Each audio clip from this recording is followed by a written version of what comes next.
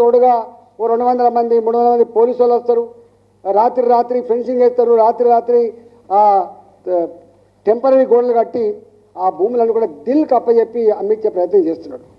దాంట్లో నా పార్లమెంట్ పరిధిలో మల్కాయిరి పార్లమెంట్ పరిధిలో, ఎందుకంటే న్యూలీ ఎక్స్పాండెడ్ సిటీ అంతా అటే ఉంటుంది కాబట్టి కూకటపల్లి హైటెక్ సిటీ నుంచి మొదలుపెట్టి హయాత్నా దాకా, లక్ష్మాపూర్ నుంచి మొదలుపెట్టి ఇవాళ తుర్కపల్లి వరకు కూడా మాదే ఉంటుంది కాబట్టి ఇవాళ మొత్తం కొన్ని వేల ఎకరాల భూములు ఆనాడు ఈ పేదల భూములు ఏవైతున్నాయో గుంజుకుంటా ఉన్నాడు. దాంట్లో మొట్టమొదలుగా దుర్మార్గం ఏంటంటే బడంగపేట అనేటువంటి ఒక మున్సిపాలిటీ ఉంటుంది.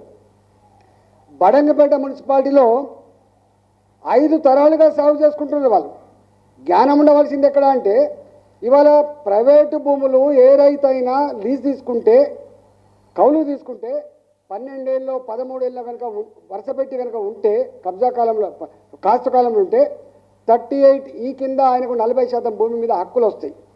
కానీ ఇక్కడ 100 సంవత్సరాల నుంచి ఉన్నప్పటికి కూడా 70-80 సంవత్సరాల నుంచి సాగు చేసుకుంటున్నప్పటికి కూడా ఇవాళ ఇది గవర్నమెంట్ భూమి అని చెప్పి గుంజుకుంటున్నంటే ఎంత దుర్మార్గులో, ఎంత మూర్ఖులో ఒకసారి అర్థం కావాలి మనకు.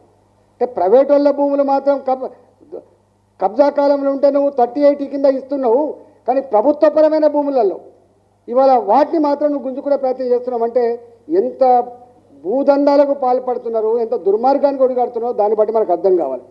ఇవాళ దాంట్లో అక్కడి ప్రాంత ప్రజానికం రైతులంతా కూడా కన్నీరు మున్నీరై, అయ్యా మాకున్న భూమికి ఆనాడు 45 ఎకరాల 16 గుంటల భూమి, అక్కడ 50 మంది రైతులు ఆనాడు ఉండే, ఇవాళ 400 మంది రైతులు ఉన్నారు.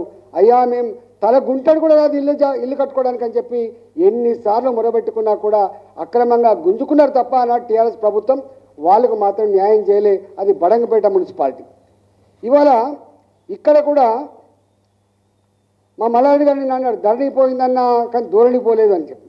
ధరణి పోయింది కానీ ధోరణి మారలే అని చెప్పిండ్రు. భూభారతి దేవుడేరు భూ హారతిగా మారిపోయిందని చెప్తుండే నేను అక్కడ పోతే. ఇక్కడ మా దగ్గర అనేక గ్రామాలలో దుండిగల్ గ్రామంలో సర్వే నెంబర్ 452, 453 400 ఎకరాల భూమి, దాదాపు 500 మంది రైతులకు ఆనాడు కొంత పట్టాలు ఇచ్చిండ్రు. కొంత 100 సంవత్సరాలుగా 70 సంవత్సరాలుగా ఉన్న గ్రామస్తులు కాబట్టి దున్నుకుంటా ఉన్నారు. ఇవాళ ఆ భూములన్నీ కూడా దుండిగల్ గ్రామంలో ఉన్న మొత్తం 400 సర్వే నెంబర్లో ఉన్న 500 మంది రైతుల భూములన్నీ కూడా ఇవాళ ఆక్రమించుకునే ప్రయత్నం చేస్తున్నాడు. కనీసం కంపెన్సేషన్ కూడా వాళ్ళు మాట్లాడతలేరు. అదే బోరంపేట గ్రామం దాని పక్కకే ఉంటుంది. సర్వే నెంబర్ 166లో 150 మంది రైతులు 80 సంవత్సరాలుగా 440 ఎకరాల్లో వ్యవసాయం చేసుకుంటారు.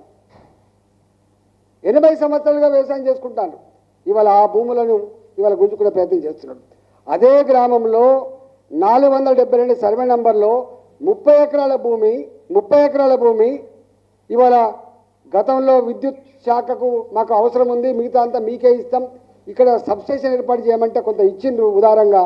ఇప్పుడు నిన్న మొన్న మొత్తం ప్రీకాస్ట్ వాటితోటి మొత్తం గోడ కడతాను.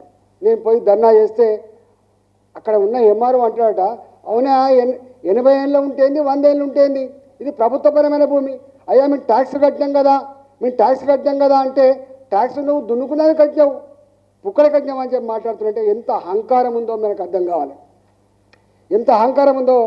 కావాలి. ఇట్లా చెప్పుకోపోతే ఒక లిస్ట్ మీకు ఇస్తా.